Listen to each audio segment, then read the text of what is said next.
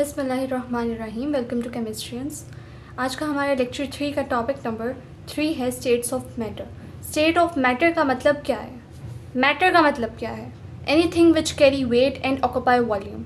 वो हर चीज़ जिसका कोई वेट हो और वो कोई सरफेस एरिया को ऑक्यूपाई कर रही हो, उसे हम मैटर कहते हैं। हमारे लेक्चर का फर्स्ट टॉपिक है सॉलिड। अगर हम एक एग्जाम्पल के तौर पर एक आइस क्यूब ले लें और अगर हम देखें कि इसका एक डेफिनेट शेप है, इस शेप से हम इसको हटा नहीं सकते। इट्स एन आइस, ये एक सॉलिड है। हम देख सकते हैं कि इसका सरफेस एरिया भी डेफिनेट है, फिक्स्ड है। हम इसको किसी और शेप में मोल्ड नहीं कर सकते। It's a solid. अब हम आ जाते हैं इसकी थ्योरी पर। मैंने कहा डेफिनेट शेप है, फिक्स्ड वॉल्यूम है, हम इसके वॉल्यूम को चेंज नहीं कर सकते। इसकी जो शेप है ये ऐसी ही शेप ही रहेगी। Particles are closely packed. अगर अब हम देखें, दीज आर 2 आइस क्यूब्स। अगर हम देखें कि इसके अंदर के पार्टिकल्स क्या हैं, क्या पार्टिकल्स क्लोजली पैक्ड हैं? जी, क्लोजली पैक्ड हैं, जिसकी वजह से इन्होंने अपनी शेप को फिक्स्ड किया हुआ है।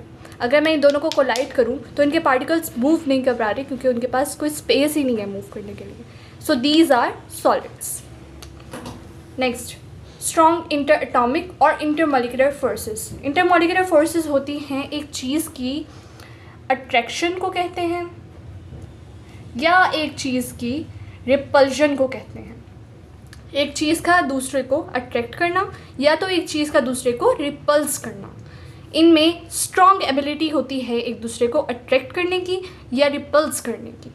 ये oscillate about their mean position, means अपनी मीन पोजीशन पर ही रहकर एक दूसरे को वाइब्रेट कर सकते हैं। ये अपनी जगह को चेंज नहीं कर सकते। क्यों? क्योंकि कोई सरफेस एरिया ही नहीं है। नेक्स्ट, इनकम्प्रेसिबल, गैर काबिल दबाव। अगर हम ये चीज़ देखना चाहें कि ये आइस है, अगर हम इसको दबा सकते हैं तो ये कंप्रेसिबल है। अगर हम इसको दबा नहीं सकते तो ये इनकम्प्रेसिबल है। तो सॉलिड इज़ इनकम्प्रेसिबल बिकॉज इसको दबाना बहुत मुश्किल है, कंप्रेस करना बहुत मुश्किल है। नेक्स्ट, ये रिजिड है। रिजिड का मतलब होता है सख्त। रिजिड मीन्स सख्त, तो ये सख्त है, रिजिड है, strongly rigid. Next topic is liquid. Liquid के मॉलिक्यूल्स क्लोजली पैक्ड होते हैं बट ये लोग मूव कर सकते हैं। इनके पार्टिकल्स मूव कर सकते हैं रैंडमली, दर्जा बदर्जा एक दूसरे की तरफ मूव कर सकते हैं। अगर हम एक ग्लास ऑफ वाटर देखें, इसमें हमारा वाटर है, क्या मैं इसको थोड़ा सा वाइब्रेट करूँगी तो इसके पार्टिकल्स मूव आउट कर रहे हैं। और ऐसा नहीं है कि ये सॉलिड की तरह डेंस है, रिजिड है, इसको हम मूव करवा सकते हैं। तो दिस लिक्विड, इसके पार्टिकल्स क्लोजली पैक्ड हैं लेकिन इतने क्लोजली पैक्ड नहीं हैं कि इनको मूव ना करवाया जा सके। सेकेंडली, इनके पास सिग्निफिकेंट इंटरमॉलिक्यूलर फोर्सेस होती हैं। इनके पास कुछ काबिल कबल इंटरमॉलिक्यूलर फोर्सेस होती हैं। ईजीली कंप्रेसिबल, इसको ईजीली कंप्रेस किया जा सकता है। हैव हाई डेंसिटी थिकनेस, इसकी डेंसिटी हाई होगी तो इसकी लिक्विडिटी ज़्यादा होगी, ये ज़्यादा लिक्विड होगा। नेक्स्ट,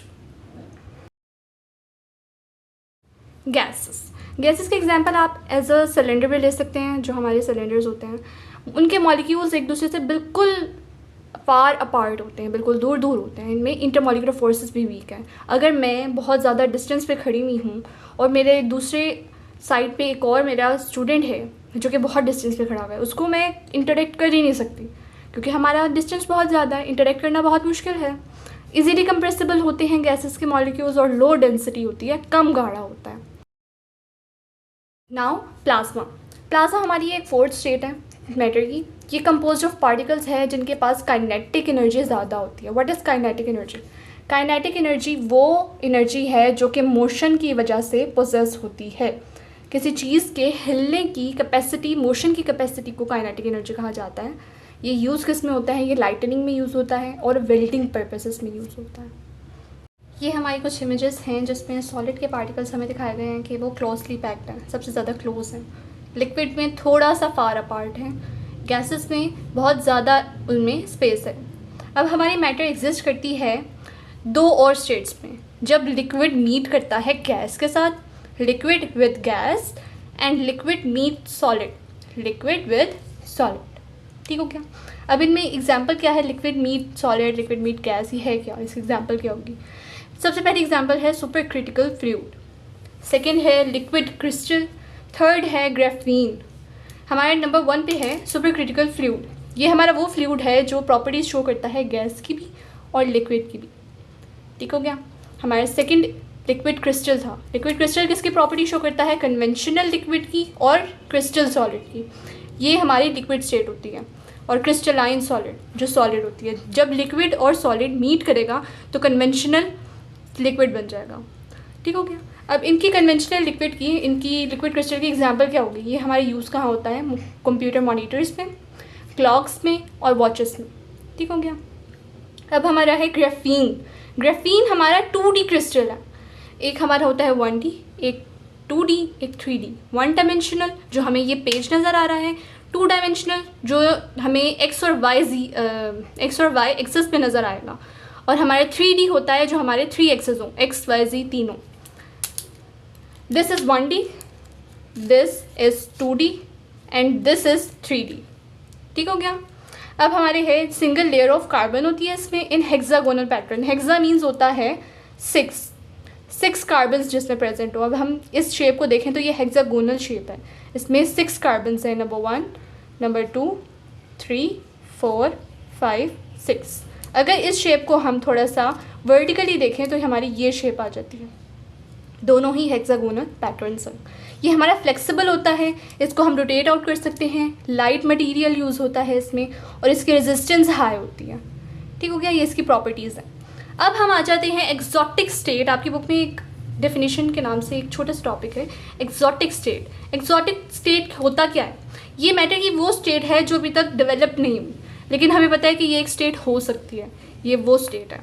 इसका एग्जाम्पल है Bose Einstein condensate, nuclear matter, quantum spin, liquid. इनके सिर्फ नाम ही दिए गए हैं क्योंकि ये स्टेट्स के बारे में इतना कुछ डिस्कवर हो नहीं चुका। इसकी डिस्कवरी अभी पेंडिंग है, अभी इस पर बात गुफ्तगू चल रही है। ये हमारी स्टेट्स में इंक्लूडेड नहीं है, लेकिन ये एक्सोटिक स्टेट है जो टू बी डिस्कवर्ड है। ये आज का हमारा टॉपिक था। अगर आपका इससे रिलेटेड कोई भी क्वेश्चन है आप पूछ सकते हैं।